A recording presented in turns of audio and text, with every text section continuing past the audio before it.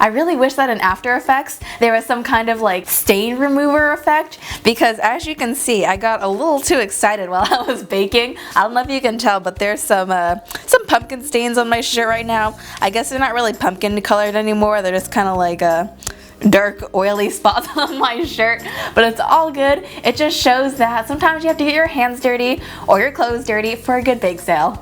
Also wear an apron.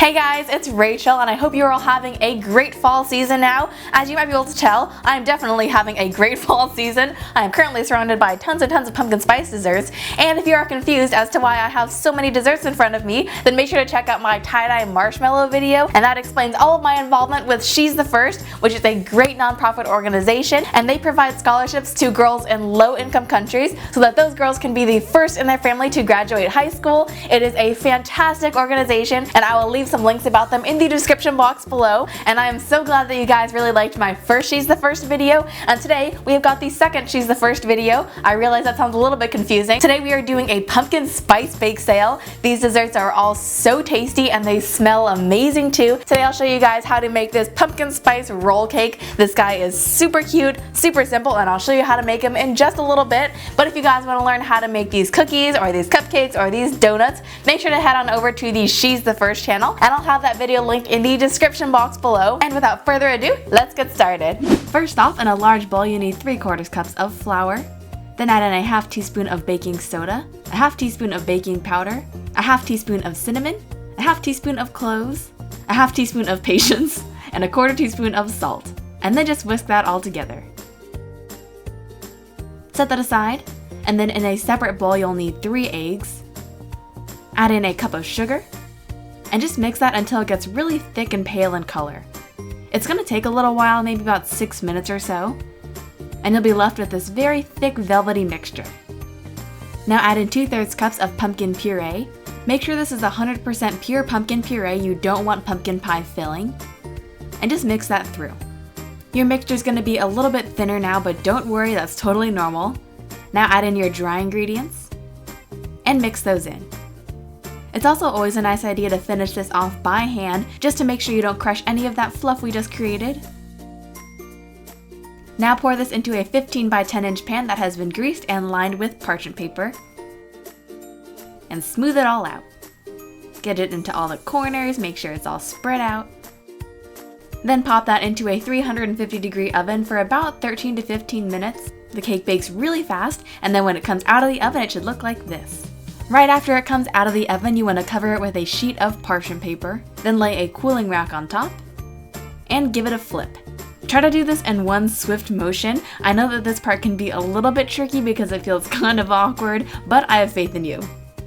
Then give it a couple taps on the back, and lift off the sheet.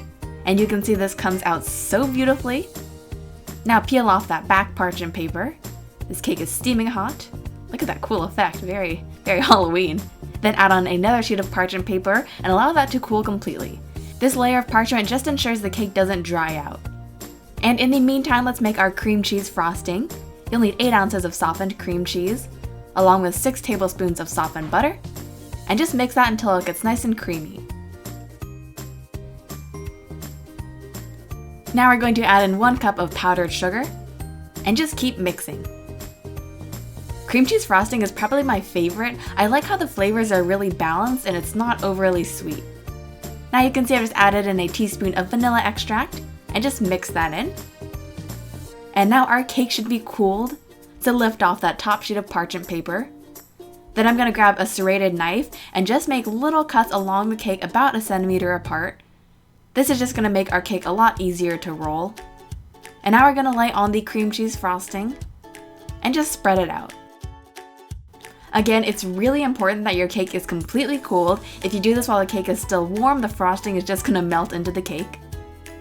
Now I'm just going to trim off the end at a diagonal, just so our cake rolls up neater. And now all that's left to do is just roll it up. If your cake cracks at first, don't worry about it. That is the tightest roll right at the beginning, but you actually can't even tell the crack is there once you roll your cake up, so don't sweat it too much. Alright, just keep gently rolling it, and then transfer it to a cake plate. Then I'm just going to take a serrated knife and trim off the ends of the cake. and then maybe eat those later. This just gives your cake a nice clean finish. Then to decorate, I'm going to take some black buttercream frosting, and the recipe for this will be in the description box below. So I'm just piping out zigzags of frosting. And then I'm adding some more kind of like drips down the side. And now let's make our ghost decorations. Here I just have some white candy melts in a piping bag, and I'm just piping out kind of like U shapes. And just fill those in too. Then grab a popsicle stick and just smooth them out. And then make many more ghosts, depending on how scary you want your cake to be. And then once they're set, just flip them over. Now we're going to add on the facial details using some more chocolate. I just did little oval eyes for these. I also made my ghost smiling, which I know isn't the most traditional, but it is the most cute, so I just went for it. And then I added on rosy pink cheeks. After that, I added on some white dots in the eyes. This just makes them look extra cute, as if they're not cute enough already. Then pop your ghosts into your cake. And then add on some more candy pumpkins just for decoration. And then as the finishing touch, I also added on some cute Halloween sprinkles. These stick on best right after you frost the cake, which I may or may not have done, but it still turned out super cute. And that's all there is to it.